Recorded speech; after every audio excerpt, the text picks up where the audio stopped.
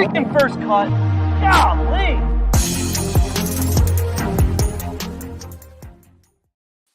Welcome to the First Cut Podcast. I'm Rick Gehman, and this is your round two recap, round three preview for this week's American Express. And joining me to break it all down, it's Jonathan Coachman, the coach. What's going on, Coach? I'm shaking because I just want to strangle Lotto Griffin. Come on. He's going to have the week. Apparently, there's two of my picks. But I'm doing okay because apparently everybody else in America can't pick golf through the first 2 days either. A bit of carnage. Yeah, there was some carnage out there. We're going to get to the notables to miss the cut. But if you're heading into the weekend with any semblance of action that is still live, I think you're doing better than most, Coach, right? In me, no matter what show that I'm on, no matter if it's my premium picks, whatever it is that I pick, all of my matchup picks are over, win or lose. That never happens by Friday. It's never that if you have 8 matchups, they're all finished. But that's how volatile the first 2 weeks have been. And there's a couple of big names, Rick, at the top. But for the most part, there's a lot of no-name guys, with all due respect, that are in a very good position to challenge for a victory going into the final 36 holes. Absolutely. And through 36, the leader, I love to say this, is Sung Jae Im. It was a 7 under par, bogey-free round of 65. Here on the First Cut, Coach, we love Sung Jae. I personally am just loving the trajectory of this kid. Obviously, a win at the Honda Classic last year. Now looking to cash one in early in 2021. I had him all over my cards this week. I really thought this was going to be a really good week for him. Now, of the two of us, I'm trying to figure out who actually picked him in their one-and-done league and who decided not to.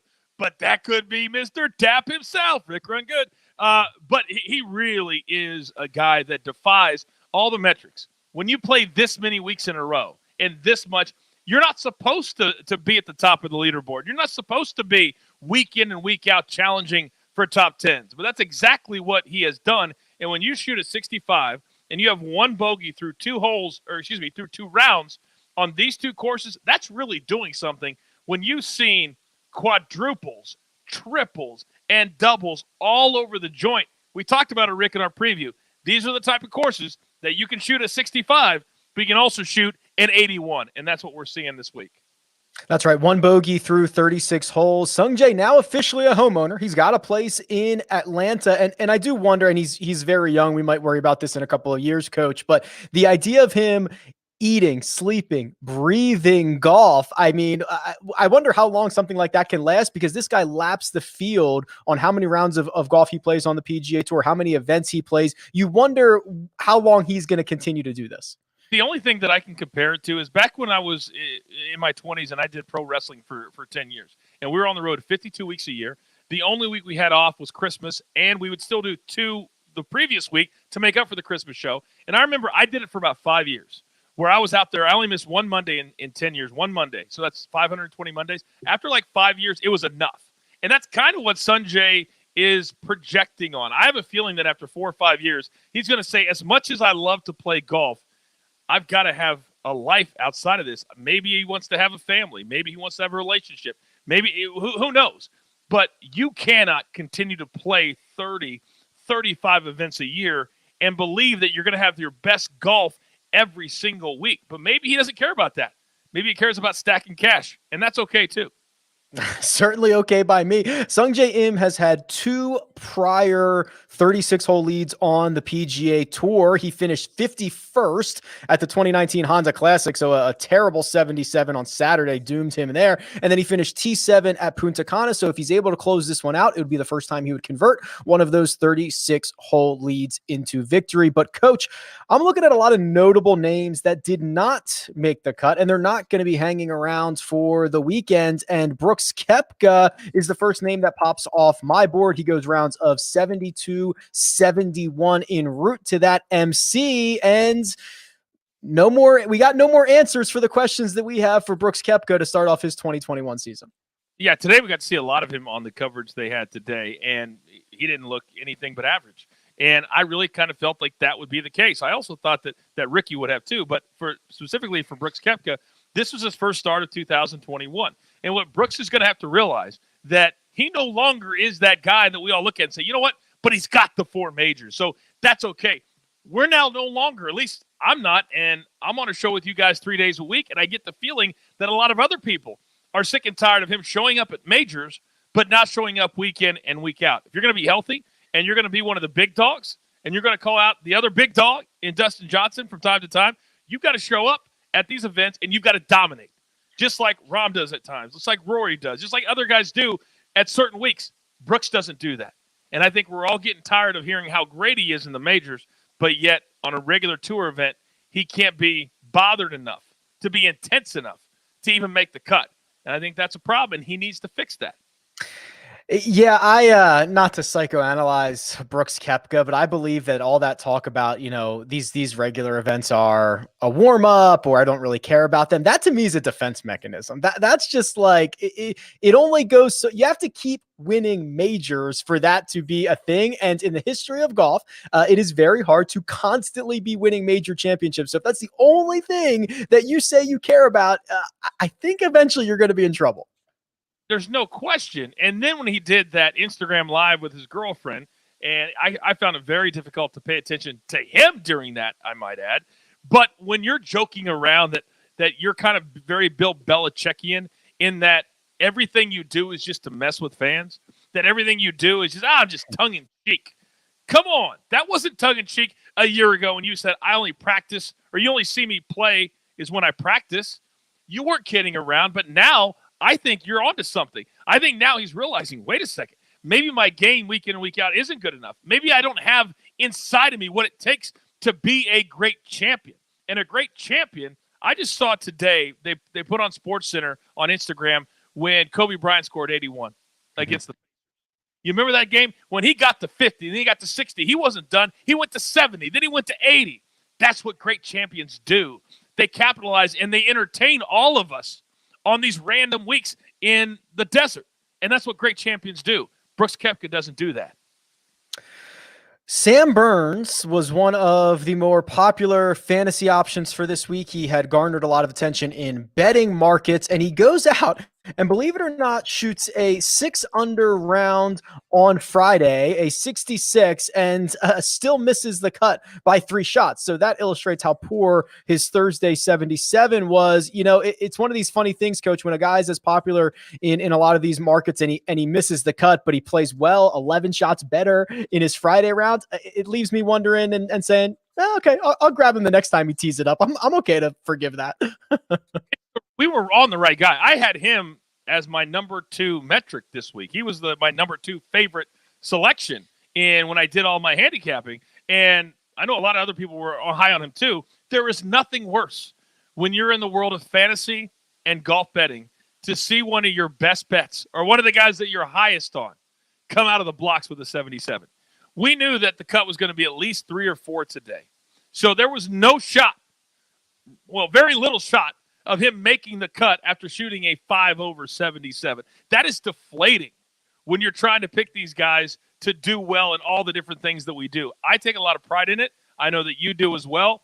But to your point, let's not jump off the Sam Burns train. I think he had a one bad round and showed today the skill level that he possesses. And you could argue that 77 on Thursday is him shaking off the rust from 2 months of inactivity, and he puts it together with a 66 on Friday and looks like the Sam Burns that we all wanted to invest in on Thursday morning. We saw something historic from Phil Mickelson, and when Phil has played as much on the PGA Tour as he has, it's hard to do things for the first time. Well, he did on Friday. Not only did he shoot an even par round of 72, Coach, he made 18 consecutive pars. It is the first time in 2,201 rounds on the PGA Tour that he has made 18 straight pars. It's like the most boring Phil Mickelson round ever. But how many times do we get a chance to say made history? I love this job. I love getting to discuss these rounds and what different players do, because every single round you never know what you're going to see. And I guarantee you, Phil Mickelson is probably the least vanilla golfer in the history of the PGA Tour. And he would tell you that today, 18 straight pars is as vanilla as you can get. And he'd be most happy to never have that record in the history of his career. But now he can say it did happen, even though for Phil, come on, he'd rather have 2 quads and 8 birdies to shoot an even par than 18 straight pars. I would have thought Phil would have made 0 pars in a round before he made 18 pars in a round because he's that type of guy. Yeah, that's a great point. That's a great point.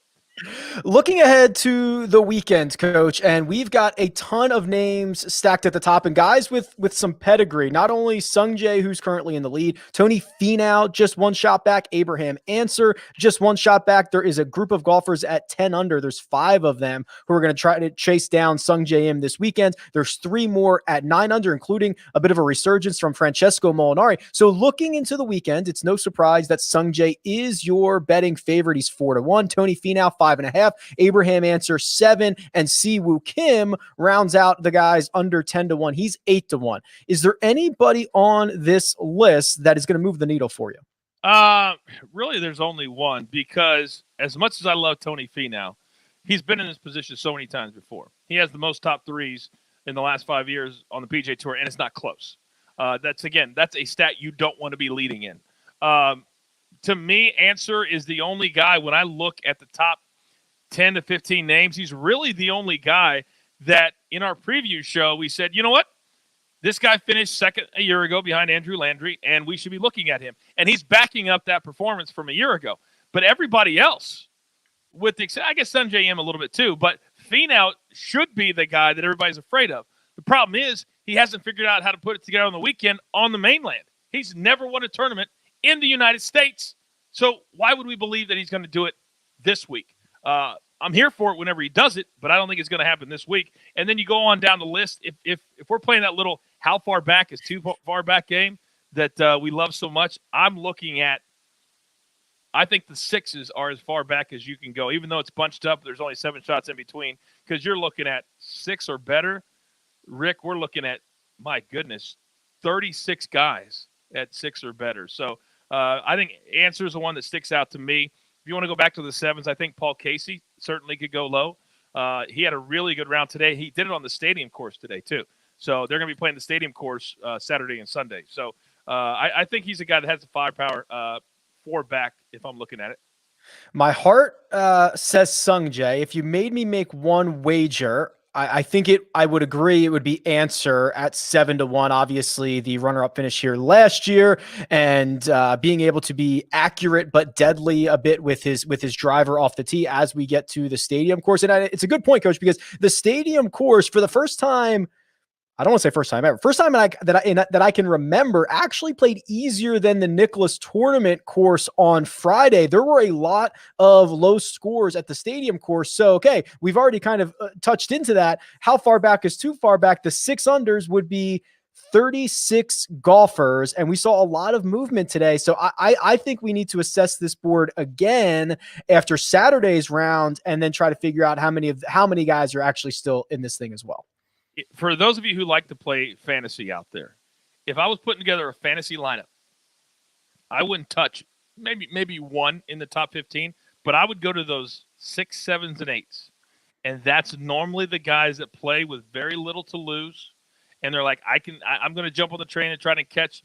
And yet they're also close enough that a really good round can vault them up. So we know at DraftKings, there's so many different ways, whether you do a showdown, whether you do just for the round itself, so many different ways to play the fantasy. I would look in that 6 to 8 realm and find some guys that are really hitting it well. And by the way, we're finally going to have some full numbers to handicap off of, because yesterday we only had half the course that we know what their strokes gained on anything was. So they're only doing one course. So I think that's going to help us a lot over the weekend as well. Yeah, he's too far back, but just for viewing pleasure, I want to see Matthew Wolff freewheel this thing on a Saturday morning after he shoots a 67 on Friday. Like, just go out there and see how crazy you can go. It's very dangerous when some of these guys have nothing to lose out there and just try to fire at all those darts, Coach. Didn't you have Matthew Wolff on the early edge? That was one of your to win. That's right. He was my pick to win, or one of my picks to win, because we allocated funds a bit, which actually I'm going to be back on the early edge, your pod, tomorrow morning. We'll dish out some round 3 matchups. So we've got a lot of good stuff coming, Coach. I'm glad you got my information. I'm glad you got that. And you RSVP'd here live on the show. So thank you, because we love having you on the show. You're one of our favorites, no doubt. Love it. Okay, so Coach and I believe Mike McClure on Early Edge tomorrow. That'll be out in the morning. But for now, that's Jonathan Coachman. You can find him on Twitter. Go ahead, Coach. We did our very first UFC only special episode of the Early Edge that is out right now on our feed at our YouTube channel as well. So you can check out that. Brand new guy, Ian Parker to Sportsline. So we have that out currently right now for UFC 257 tomorrow.